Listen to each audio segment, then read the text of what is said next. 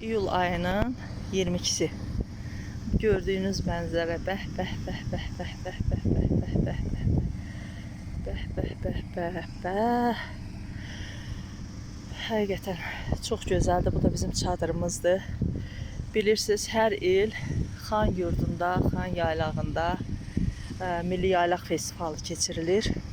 Bu il də yenə 5-incisi keçirilir Milli Yaylaq Festivalının.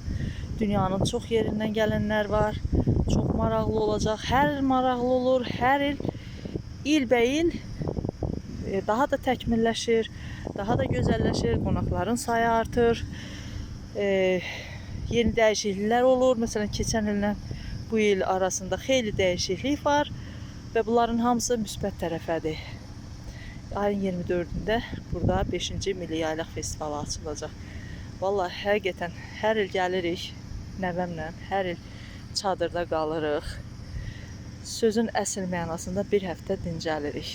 Sağ olsun Müzadil müəllim də bizə bu şəraiti yaradır. Ümumiyyətlə sənətkarlar üçün, alimlər üçün, müxtəlif peşə sahibləri üçün, müğənnilər, nə bilim, rəqqaslar üçün, idmançılar üçün çox gözəl bir imkandır ki, gəlsinlər burada həm öz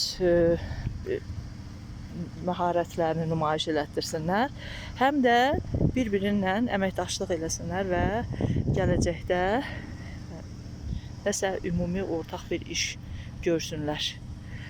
Tanışlıqlar, fikir mübadiləsi üçün çox gözəl bir yerdir. Hamının gəlməsini istərdim.